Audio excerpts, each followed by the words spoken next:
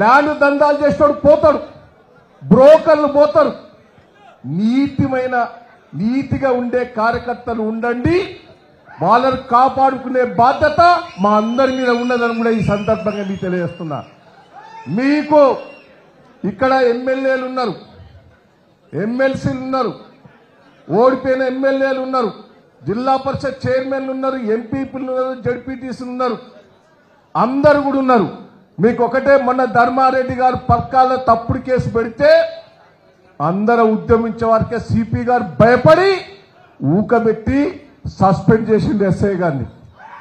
నేను ఒకటే నేను సిపి గారికి ఫోన్ చేసి వస్తాం మీ అందరం పోలీస్ స్టేషన్కి వస్తామని వారికి ఎంబడే భయపడ్డాడు.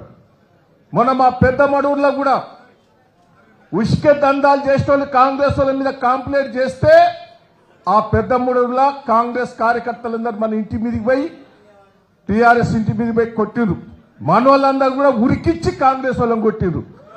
కొడితే పోలీస్ స్టేషన్లో కేసు పెడితే మన వాళ్ళ మీద కేసు పెడతానంటే నేను ఫోన్ చేశాను.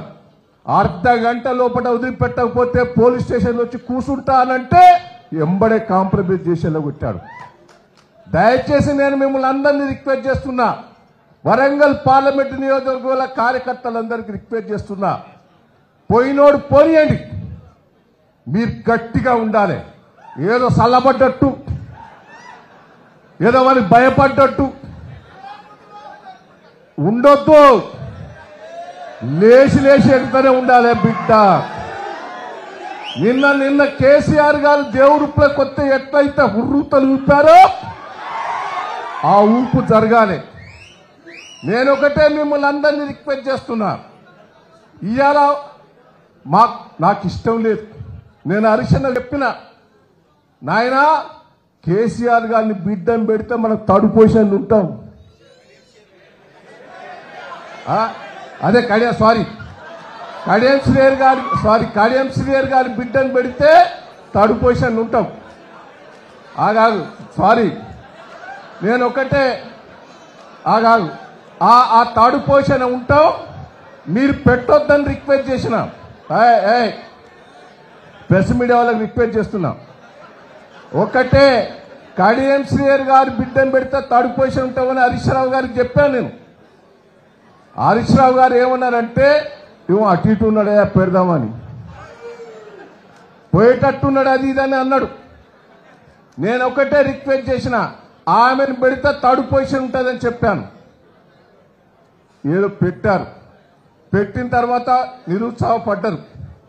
నేను ఇప్పుడు హరీష్ అన్నకు చెప్తున్నా, ఆమె కాంగ్రెస్ పార్టీ టిక్కెట్ తెచ్చుకోవడమే కార్యకర్తల్లో ఊపు వచ్చిందని కూడా ఈ సందర్భంగా మీకు తెలియజేస్తున్నా. కార్యకర్తల్లో ఊపు వచ్చింది. నేను ఇలా న్యూట్రల్ పర్సన్స్ కూడా అంటాను. నిన్న వర్ధన్నపేటకు పోయినా, మొన్న నెల్లూట్లకు పోయినా, ఓ జిత్తు వచ్చింది. ఇదివరకేమో ప్రభుత్వం చెయ్యలేదు, కాంగ్రెస్ ప్రభుత్వం పనులు చేస్తలేదని జనంలో కొంత నిరుత్సాహం ఉండే. రుణమాఫీ చేయలేదనో, రైతు బంధు సరిగ్గా ఇయ్యలేదనో, పెన్షన్లు ఇయ్యలేదనో, మహిళలకు 2500 ఇయ్యలేదనో, ఇన్ని తీర్ల తులం బంగారం ఇయ్యలేదనో అసంతృప్తి ఉండే. ఈరోజు ఆ అసంతృప్తితో పాటు కడియం శ్రీహరి గారి బిడ్డను ఓడగొట్టాలనే జిద్దు కార్యకర్తల్లో వచ్చిందని కూడా ఈ సందర్భంగా మీకు తెలియజేస్తున్నాం. దయచేసి నేను హరీష్ అన్నకు చెప్తున్నా, ఎట్టి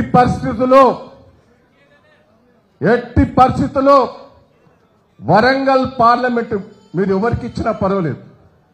మొన్న 12 మంది అడిగిన టిక్కెట్లు, ఇవాళ ఈమె అవునూరుతోటే 25 మంది టిక్కెట్లు అడుగుతాను. ఇప్పుడు ఇంకా పెరిగినాయి, లీస్ట్ వచ్చింది నా దగ్గరికి. అప్పుడు 12 మంది అడిగింది, ఇప్పుడు ఎక్కువ 25 మంది అడుగుతాను. మీకు కసి కొద్దున్నాం, ఓడగొడతాం, పైసలు ఖర్చు పెట్టుకోనని జిద్దుకొచ్చారు.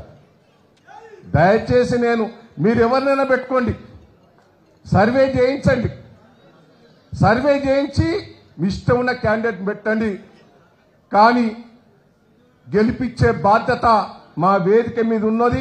ఈడున్న కార్యకర్తలందరం కూడా బాధ్యత తీసుకుంటామని కూడా ఈ సందర్భంగా తెలియజేస్తూ, ఈ అవకాశం ఇచ్చి కార్యక్రమంలో పాల్గొన్న మీ అందరికి కూడా పేరు పేరున కృతజ్ఞతలు, ధన్యవాదాలు.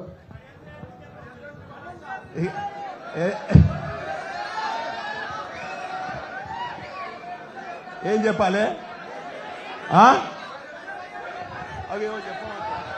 ఏం చెప్పంటావు?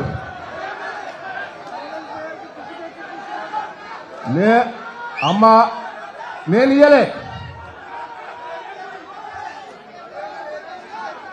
నేను కడియం శ్రీహరిక అప్పుడు ఎమ్మెల్యే టికెట్ ఇప్పించింది నేనే.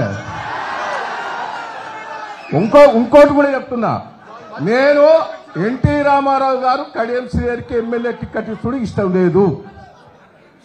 వాస్తవంగా నేనే బత్రాడి ఎన్టీ రామారావు గారికి టికెట్ ఇప్పించింది నేనే. రెండోది ఇది కూడా చెప్తున్నా, వినయ్ చెప్తాడు, మంత్రి కూడా దయాకర్ నీకు వచ్చేటట్టు లేదు క్యాస్ట్ ఈక్వేషన్ అంటే కడియం శ్రీహరికి ఏంటని బత్రాడి ఇప్పించింది కూడా నేనే. వింటానవా? ఓడగొట్టేదాంట్లో కూడా మొదటని నేనే ఉంటా. థ్యాంక్ యూ అన్నా. జర మాట మీద నిలబడాలి, గ్రామ గ్రామ తిరగాలి.